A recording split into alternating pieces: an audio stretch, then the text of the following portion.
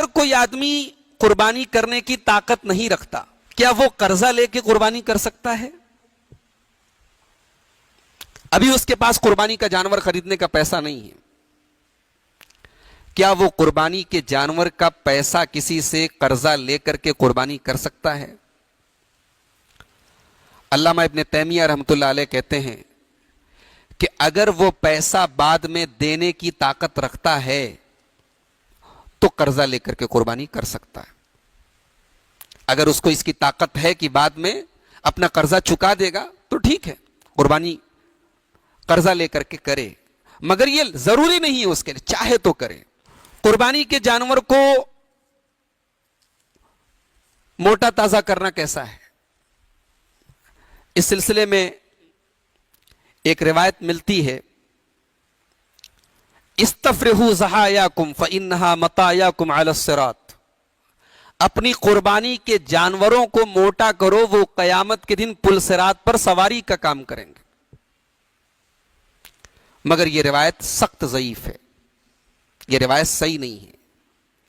ہاں, قربانی کے جانور کو موٹا تازہ کرنا چاہیے, موٹا تازہ جانور خریدنا چاہیے, یہ حدیث ضعیف ہے, لیکن صحابہ کرام سے اس بات کا ثبوت ملتا ہے کہ صحابہ کرام موٹا تازہ جانور, اچھا ہٹا کٹا جانور خریدتے تھے. اور اللہ تعالیٰ نے قرآن کریم میں فرمایا وَمَن يُعَظِّمْ شَعَائِرَ اللَّهِ فَإِنَّهَا مِن تَقْوَى الْقُلُوبِ, اللہ کی نشانیوں کو, اللہ کے شعائر کو جو عظمت دے گا, ان کی تعظیم کرے گا, تو اس کا مطلب کہ اس کے دل میں اللہ کا تقوی ہے. تو قربانی بھی اللہ کے شعائر میں سے ہے, اللہ کی ایک نشانی ہے, لہذا قربانی کا جانور موٹا تازہ لینا چاہیے, خریدنا چاہیے. کس طریقے کے جانوروں کی قربانی نہیں کر سکتے؟ حضرت برا ابن عازب کہتے ہیں کہ ایک مرتبہ اللہ کے رسول صلی اللہ علیہ وسلم کھڑے ہوئے, ابو داؤد کی صحیح روایت ہے, اور آپ نے اپنی انگلیوں سے اشارہ کر کے فرمایا اربع لا تجوز فی الاضاحی, 4 طریقے کے جانوروں کی قربانی جائز نہیں ہے, 4 طریقے کے جانوروں کی قربانی نہیں کر سکتے. کون کون سے؟ الاوراء بین عورھا, ایسا جانور جو کانا ہو اور جس کا کانا پن بالکل واضح ہو, بالکل کلیئر لگ رہا ہو کہ یہ جانور کانا ہے. والمریضۃ بین مرضھا, جانور بیمار ہو اور بالکل کلیئر لگ رہا ہو کہ یہ بیمار ہے. والکثیر والعرجاء بین ضلعھا, اور لنگڑا جانور جس کا لنگڑا پن بالکل واضح ہو. والکثیر التی لا تنقی, اور ایسا کمزور جانور جس کے اندر کچھ ہو ہی نہ, کوئی دم نہ ہو, کوئی گودا ہی نہ ہو. اس سے پتا چلا کہ یہ 4 طریقے کے جانور قربانی ان کی جائز نہیں ہے. کوئی چھوٹا موٹا عیب ہو الگ بات ہے, لیکن کوئی واضح عیب ہے, بڑا عیب ہے, ایسے جانور کی قربانی آپ نہیں کر سکتے. قربانی کے جانور کا دتا ہونا, 2 دانت والا ہونا ضروری ہے.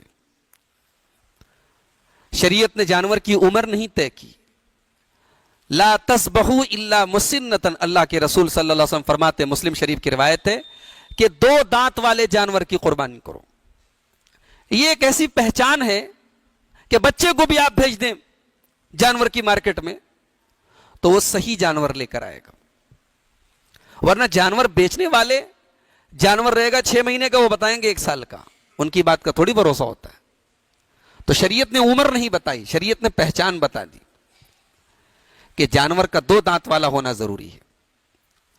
آگے اللہ کے رسول نے فرمایا اگر 2 دانت والا جانور ملنا مشکل ہو جائے تو 2 دانت سے کم کا بھیڑ کا بچہ آپ قربانی کر سکتے ہیں.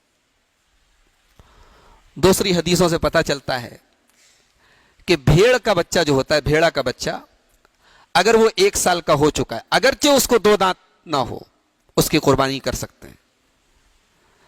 اس کی قربانی کبھی بھی کر سکتے ہیں, جائز ہے. اس کے لیے 2 دانت کا ہونا شرط نہیں ہے, ضروری نہیں ہے بھیڑا کے بچے کے لیے. قربانی کس کس جانور کی کر سکتے ہیں؟ اللہ تعالیٰ نے سورہ انعام کے اندر 8 جانوروں کا نام لیا ہے. 8 جانور ایسے ہیں جن کی قربانی ہم کر سکتے ہیں. کون کون سے ہیں؟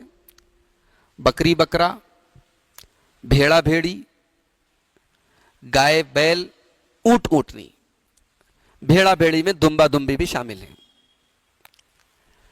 अब यहां पर एक सवाल होता है कि हमारे यहां भैंस की कुर्बानी आमतौर से होती है, क्या भैंस भी उन जानवरों में शामिल है?